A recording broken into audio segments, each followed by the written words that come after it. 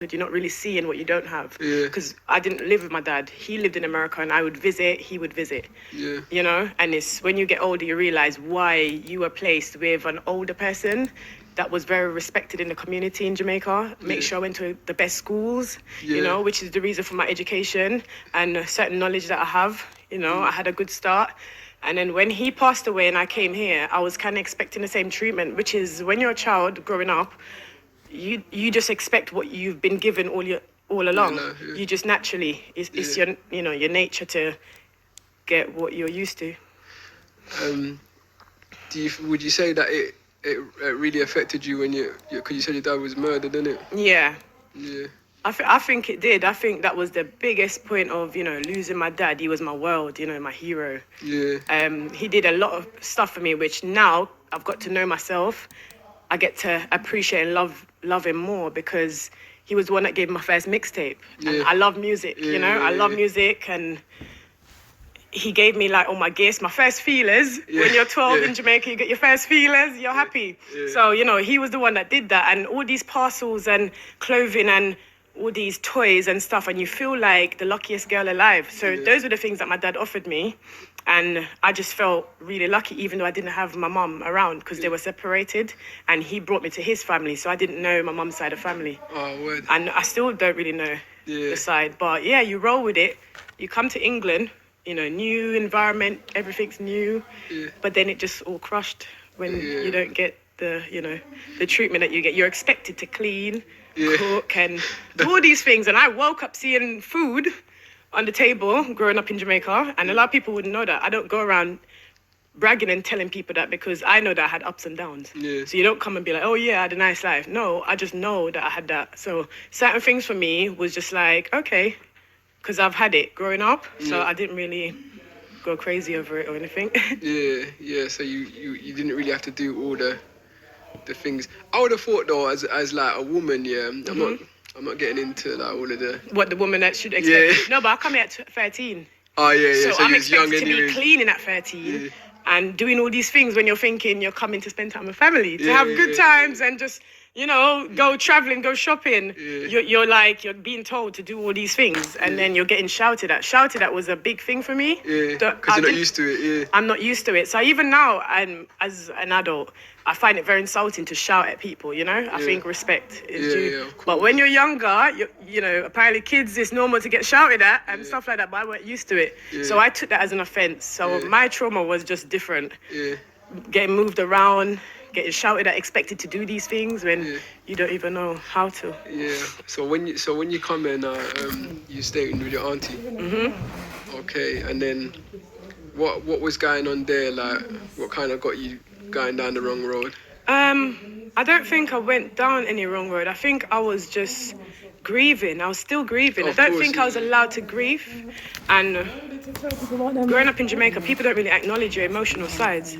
I can only say Jamaica because I'm from there. I'm sure from other parts of the world they do that. And you're just not allowed to express yourself emotionally. You've been given all along. You just naturally, it's your, you know, your nature to get what you're used to. I packed, what did I pack? I packed in my head, my dad's gone. So I remember you telling me that you ended up running away. Yeah, that was when, so I moved over here when I was 13, started school, seeing how everything is. And even looking back, I don't know why I just had this urge, I'm just packing I'm getting out of here because, I don't know, I got brought over here, but I didn't think I fit in. Because of all what was going on, I just think I need to pack my bag because in my head, my dad's gone. So I'm just running away to wherever now because, you know, the people that have been put in position to carry on his job, they're just not doing it. So I just wanted to go because I at that point, I just wanted to go somewhere where it was more happier than more like, you know, all the stuff that I experienced there. I just think it was to be grieving and getting disciplined at the same time. Nobody's not understanding you. Those things can mount up to like pressures. And I think I really had it a lot because I've been moving around and I didn't realize how much things I was going through at the time. So I ran away at 15, got brought back, so that was a waste of time. Got brought back by the police, you know, and then you go back and you're thinking, okay, Was that your first encounter with the police? I think that was the first one, yeah. And then I saw them as, oh, they're not going to bring me back. You know, I'm just relying on them, but they brought me back.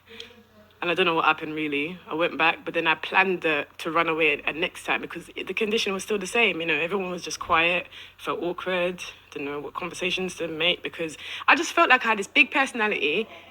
Like, there's a lot going on in here that I was in Jamaica, you know, having fun, playing netball, play basketball in the local community. Yeah. You have your dolls, you're going out. So from that to come in a house and sit down and be expected to just be in the house all the time, Yeah.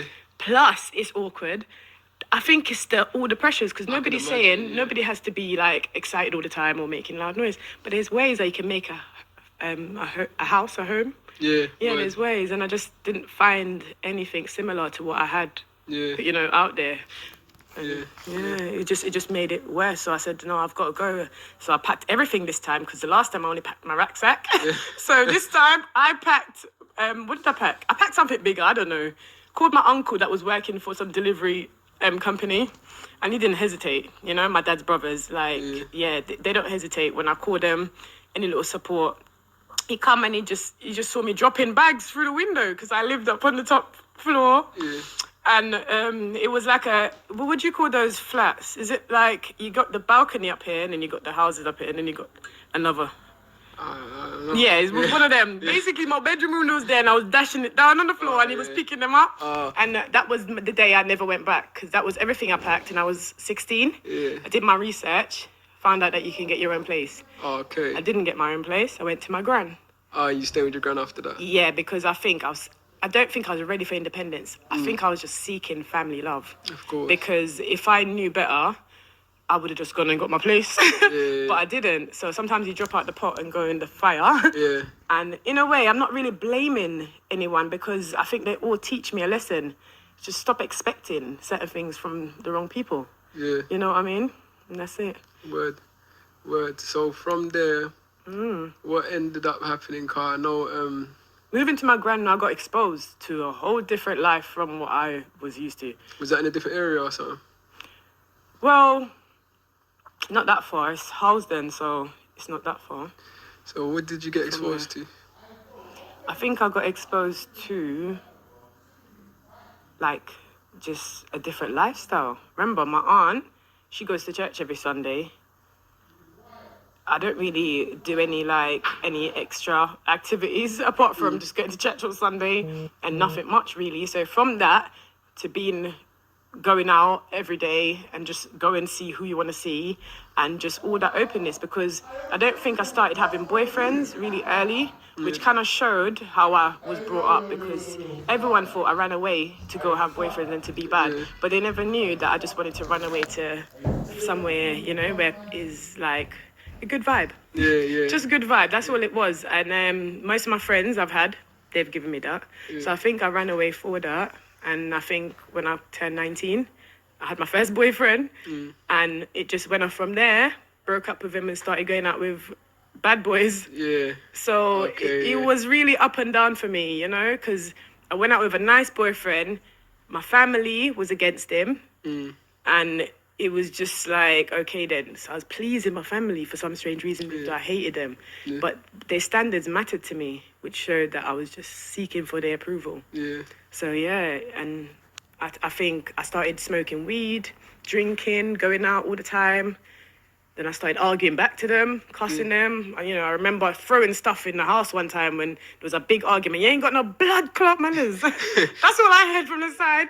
I've had a uncle that bad me up. They just, to me, I just got stronger over the years from all of those experiences. But, you know, I appreciate it because it made me who I am and it taught me how to be, like, streetwise. Yeah. I was very, like, you know, not knowing what to expect. Innocent. For everyone was just really good. Everyone, I still think that now, but them times I was naive with it. Yeah, so I'm going to look back and say they all were just people that, you know, I was expecting all these stuff from. Yeah. But when you learn about your family members and your friends and stuff, you realize that the people you're demanding certain things from, they just didn't have the capacity to give it to you.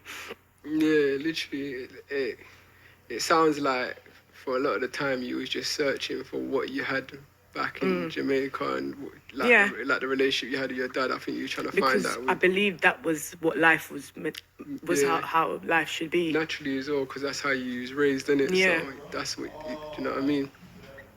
But then obviously you end up getting caught up with big charges. Like I think you've had the biggest sentence out of the girls that I've had on Really? the podcast. Oh I'm my sure you God. have anyways. And you know what? Before that, because people probably think, oh, is this the first thing you've done? When I was between my 20s, Yeah. I was always getting arrested for shoplifting. Oh I yeah. was out there with friends, like proper getting brand new clothes and just going to parties in Yeah, like yeah. expensive clothing. And I liked that. It was a buzz for me. But then I kept getting caught. Yeah. So I was thinking, nah, this ain't for me, because I'm paying for everything. Like, God, what are you trying to show me? You know them ones? I'm thinking every time I go to court, it's the same fine I'm getting. So I end up keep paying. So I just got a job after. I just said nah, and then legit. yeah, and then my friends are like, "Oh, you're spending so much money." I'm like, "Yeah," you know, I got myself back into routine because I don't think it sat with me. Because you can do those things, and yeah, it will bring you freeness, but not everybody do it because it's in them to do it. Yeah. You know what I'm saying? And I don't think it was in me. Deep down, I just wanted to buy it just to get rid of the nerves. Yeah, You yeah. know? So yeah. Yeah. But I had a whole sheet of shoplifting, deception. But you did turn it around though, innit? Because I remember you saying like, obviously you was working whatnot, and then you was like that you even ended up, was it mentoring or getting people? Yeah, I was like a key worker for men that yeah. came from prison. So I would basically help to rehabilitate them back to the Yeah. community, key working session, viewing, housing, all of that underneath one. That was like, would you say that was your path in life? That's what you wanted to do, like help people? Yeah, I find that was, you know why? I think I think I started doing care work, and then you just start dabble in care work, you know what I'm saying? And then you just realize that you do offer something, like your clients respond to something, and then you start thinking, oh, okay. Because if you hear certain things all your life, and then suddenly someone's saying something different, you're thinking, okay, you try it. But then I realized that I could connect with my clients and get them to sort of see the best in themselves, you know what I mean? So it did, I didn't know it fully, but I was trying to go in that field to try and help people, I think. And you were saying as well that you know, you just wanted someone to believe in you and like to give you the self-esteem and that, and because your dad used to big you up all the time, innit? All the time. He made me feel like I could do anything. And I was at 9, 10, because that was my last time when, you know, he'd come and be like, come, just sing this tune, and, you know, things like that. And then I'm thinking, like, in my head, like, how does he know that I can sing, you know? And even when girls, like a group of girls, I remember I went Orlando for a holiday, and some group of girls, they see how my dads were like treating me, and we're going shopping in the shopping center and stuff like that, and they went up to my dad and told him something that was a lie. Like, I'm an adult now, so I could say if I did it or not. They went up to him, but that's when I started. And then my dad was like, really, you did that? And then we jumped in the car, we drove off, and we dropped off the girls back to where their mum was. And then they're thinking I'm getting in trouble because he just said, come, let's get in the car now. So they're thinking that I'm getting in trouble. But my dad actually took me shopping. He said, you see these girls? You may stay away from them. They're never going to like you. And you know, things, my dad just used to say the thing, because he used to say, but some dads would have just believed strangers and young people, but he didn't buy it. He knew they were, you know, and that's somebody that's got your back. Yeah. And for no reason. I mean, he's my dad, but you got some dads that don't even do the one thing that they're supposed to do. So all that, I got left with those memories, and that's a special one because I've never told anyone that. So this is exclusive. That you know, the little things that my dad did, that's what I couldn't get over, because nobody was like that. Everybody always wanted to do stuff for their own good, or just trying to put you down. So it made him stand up. And now he's passed on. I'm happy now. No more grieving. It's about making him proud, because all the things that he thought I could do, I just believe in myself more now. Yeah, that's good, man. So I know that you ended up getting caught up with some serious things eventually. Oh Lord, listen. So how did that come to be? Because this is what you ended up going in jail. How long was you in jail for? I was in jail for 4 years. It was first I got sentenced 6. And then CPS brought me back saying the judge was too lenient. You know, it's conspiracy to possess firearms. And that night it was supposed to leave my house and it didn't. So how did it lead up to this? So before we get into that car, Yeah. You had 6, but then they appealed it and then you ended up getting 8, right? Mm-hmm. So but before then, how did you end up getting involved with having like firearms in your house, and then leading up to the even before your house got raided or whatever, but leading up to all of that, what? Leading up to it, I just think, do you know what it is? I was just dabbling in a lot of drug dealing. That's all it was. It was a money-making thing. It was me working and think I got something going on the side. It was just, I don't know who I thought I was, but I'd buy my fur coat and, you know what I'm saying? And I'll just be going to my work back and forth, making sure my kids are sorted out, you know, they're my life, you know. Back then, it was more a lot of clothing and material stuff. You know, I'd swarm them with all that because that's what I was shown, you know what I mean? Yeah. And not in a bad way, No, but... literally, yeah, because your dad used to give you all of that. And you said your dad used to sell drugs and that back in the days, didn't it? And I used to just see money, jewelry, and... Yeah, I just used to see money like it was nothing. And So you trying to do that for your kids as well? yeah, and I adapted the same thing because that's one thing I've seen that I loved. I've seen other people making money honestly, and I've seen people, you know, making their way. I grew up around people making honest living. You know, my auntie Gloria, she brought me up from I was 5 till 13 when I came here. She's the one that looked after me. She's a respected like teacher, you know, for years, and that was kind of in my memory as well. But who was I missing? That's who I mirrored. The person I was missing, not the person that was present. The person that was present did their job, but you don't really see it. You see the person that you don't have. And I think I mirrored my dad because I was missing him so much. Because every time, like, you know, I had my kids and met their dad. And when because obviously we had our issues over the years, our problems. And every time we had a problem, I would always think, if my dad was here, like, why do I have to put up with all this shit with people? You know what I'm saying? So everything that happened in my life, I would always think, if my dad was here, he would know what to do. So I relied on that because I saw nobody else that had my back. I think that was the main thing, that I feel betrayed by people or family. Nobody ever showed me that they had my back. It was always in opposition or being said something negative. And nobody saw nothing good. You know what I mean? So you believe that.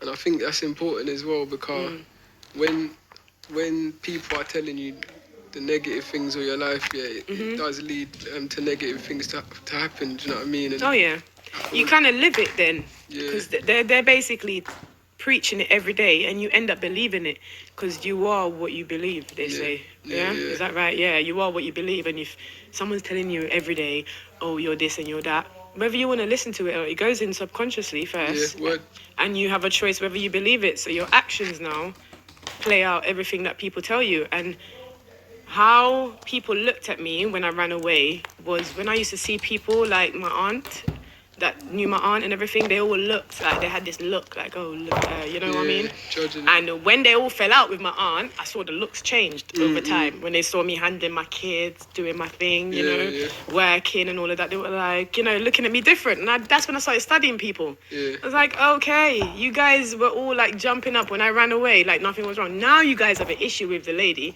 And now all of a sudden, her church sisters from the church where she went to, they'd all push up their faces, thinking they judge you, which is one of my thing about with some Christians, they just discourage people, but that's another story.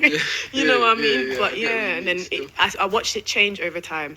It started, you know, like they respected me, I don't know. All right, so leading up to the thing then, what was you doing? Like what? So I was working, and basically I wanted to make some extra money, so I basically had the firearms in my house to get money.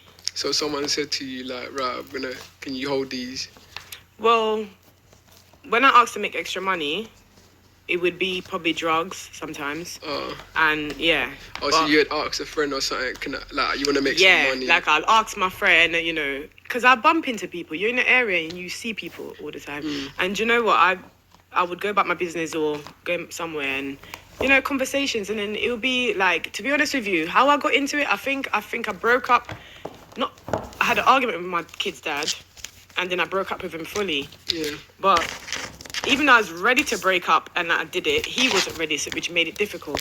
Because guys, you know, I'm not judging, but guys, you don't know what you put women through, and then when they're fed up, there's nothing they can do about it. We can't go back and unfeel certain things, you know what I mean? So that made the pressure even harder, because then I wouldn't take him back, and then it made it a bit difficult to co-parent, because, you know, one person doesn't want what the other person doesn't want. And I just started having friends that would help me make money. Okay. Because it's a mentality thing. Okay, you and your man broke up. I just need to go do my thing. Make sure my kids are sorted and I'm sorted. So that's survival for me, is to make money. That's how my brain worked. I wanted to make money, to put money down, to do things. So, and which is funny, I've got siblings, like 8 of us, all of us different mums, and we all are like doing different businesses in different countries. It's crazy, but maybe it's my dad's blood. But yeah, it's mad. I see all my siblings, they're all doing their own thing. Now, for people, a lot of people might come in the comments now and say like, so a lot of people might come in the comments now and say like, rah, like, so you was holding drugs and guns in the yard. What about if the kids come across it? And stuff like that. And you know, I know from when you did your BBC thing, you had some people judging, some people whatever. Oh, definitely. Do you know what? From day one. What would you say to that? Like, can I say that I judged myself when I first went in? I think that was my first thing. You know, I felt bad. Did you used to keep this stuff away from the kids though? Or was they aware? They were way away from my kids. They were in the loft. Oh, yeah. They were nowhere. The only time they came down to be given out is because they were going. Oh, yeah. So I can honestly say that it was never near my children, but you can't tell anybody that, because they should have never been in the house in the first place. And that's my stupid mistake. And do you know what? Sometimes we get caught up in a way of thinking or a way of life, and you don't think that this is just like, what are you doing? You know what I'm saying? Because it start from, you know, when you said you didn't think he was even going to get raided. No, I didn't. I would never ever think that was going to happen, because I think I'm outsmarting the police. I'm just thinking I'm going to work, but they're not going to suspect. And I was fearless like that, which is not a good thing when you're not emotionally stable. Because to me, I was hurting from loads of things that were happening, and I kept bottling it up. And all I was doing was spending money to make myself feel good. Feel good, yeah. Because we do that. We spend money when we have a breakup, or when some people do it differently. But in my case, I can only speak for me. Maybe there's others like me. I don't know. Maybe I'm the only one. You know, when I used to go through my problems, money would comfort me. Like, some literally. People eat, some people do. So I make sure I always made my money. I never relied on anyone. I always relied on myself. So if I had an argument with someone, or if I'd broken up with someone, it would be like, F you. I don't know if I can swear. No, but I'm just saying, I'm just thinking like, fuck you. Like, I can do my own thing. There's nothing I can't do for myself. So I've always had that mentality. No, of course. But I think it's an important thing as well, because I know there's a lot of girls that, because most girls that really go away, it is really for holding things, like, you know, but they might have been in the same mentality as you, like, right, I'm working, I'm legit, I'm not going to get caught, I'm just making a bit extra change, I'm keeping away from my kids, but what is it, because I know how you got bagged, innit, like, someone was coming to pick up the things, and then they was getting followed by feds, innit, so, and then they got followed, and obviously what they picked up, they picked up one of the things. Yeah, what they picked up, the police found on them, which is why they came back to my address. Oh, yeah. So, you know what I mean? If that guy picked up both of them, that was in my house, then they wouldn't come to find any. But he came to get one, and there was another one that was supposed to leave. They found it at the top of the wardrobe, because my wardrobe was way up to the roof. So it's like, well, you know them high wardrobes, and then you got the top bit, and it was right at the back. So he's picked up one of them. Yeah. So the thing is, I should have never had them in my house, full stop. And there's no justification for any of it. That night, a lot of people were confused. Naive a bit. Yeah, I was a bit naive. And it's not even that. I was so hurt and trusting with these guys. Like, I just thought, like, they're just giving me the loyalty that I wanted to feel. But it's blind loyalty, because when you're grieving and you're missing remember, I'm having family problems. Like, there's not a family member that I can call and trust. Like, I was literally out there on my own. You know what I'm saying? So when you're feeling like that, sometimes you do make bad decisions. Sometimes you do make shitty decisions. And it's just one of them things. Unfortunately, my kids were in my life. They were not at the house. Because some people thought that, oh, it was a big showdown, my kids were there screaming loud. No, Oh, it so wasn't. when you got raided, the kids wasn't there? It was just No, you? they were at their godmother's house, my friend at the time, and it was because of my work. I would always have them there, so it's easier for them for schooling, and I would be going there to, help Yeah. out and stuff like that. So it was that arrangement. So thank God, and God had a plan all along, Yeah. and they weren't there the night. It was just me, and then that happened. But for some strange reason, I know it was the biggest mistake of my life and the stupidest thing ever at my kids' expense. But let me tell you that I found myself and I can love my kids better. Yeah. I can sit down, I find time for them. Probably I wouldn't be doing all these extra things, but I feel the need to do it now because I missed out on so much. Of course, yeah. And what I didn't have as well, I mixed that up with, trying to give them what I didn't have. So if that's gonna happen in my life, going in and all these things, I'm gonna make sure that I end it good. Good, yeah. No, I believe that, man. So they've raided you. They found one? They found one in the house with cocaine in cling film. Oh, so In the drawer. Yeah, so they found a gun and cocaine. A revolver and cocaine Okay. and money. And money. Yeah. All right. So when they've arrested you and you've gone to the police station, what was your thought process? Because now, I don't know if you spoke to your solicitor. They probably told you you're looking at time. Nah, not yet. I think it's more. Do you know what? Crazy enough, I'm in my head. I'm thinking, are they gonna find the other one? I was finding ways in my head for them not to find it. Yeah. I was thinking, is it possible that they can just go around it and not find it? Because I think the realization was coming that, yep, this is it. They're gonna find it, but the extent of it didn't reach me yet. Yeah. Because I remember just dabbling in my thoughts, making up stories. What am I gonna make to get out of this? Yeah. Like, do you know what I mean? Like, it's dumb looking back. So I'm thinking, like, I should have just been like, you know what? No comment and just end it there. But the fears, the nerves, oh my God, my kids, because my mind was on them constantly. So Of course, yeah. I think I hated myself half the time because that was the easiest thing to do. Was to say, like, okay, I started thinking of all the stuff that was said to me that was negative. Thinking, oh my God, they're going to be happy now. Those things go in your head, you know. I don't know about other people, but when you get arrested or when you hit rock bottom, you remember the negative things people told you because you're thinking, yeah, this is what they were talking about. You start to believe it because, yeah, they were right. You know, you're no good and this is where you end up. So you go through that stage, but that's the process. You know what I'm saying? It's preparing you. Of course, yeah. It's the process. And I don't think I can't honestly say to you that I can remember fully what I was feeling because I don't think I was feeling properly. I think my processing is very different. It's happening, but I don't fully process it until what would you do it? I get into it and I search it and I do it in my head. I don't know how. Maybe it's a coping way, but it wasn't. Like, some people can just react straight away and all. Nah, for me, it was just like the nerves. I had to find myself and, I went into the cell, fell asleep. Yeah. And then I woke up thinking, please let this be a dream. Just please let this be a dream. And I woke up and I just saw the Crime Stoppers above my head. Cool Crime Stoppers. If you got information, I'm like, oh God. Sad. And it's, and I go in the interview. They interviewed me and I'm like trying to make up a story about how the guy got to my house, story about, meeting up. Like we met somewhere else. This time the guy is 16, so this story would never go far. Exactly. I'm thinking blood clot. I'm trying to put myself in another charge. Like, you know what I'm saying? I'm then trying to make up a story. And then there's me trying to make up a story with a 16-year-old. Because remember, I don't know the guy. Yeah. So they're just sending the kid. Yeah, so to know did you know that he's 16? I started, what?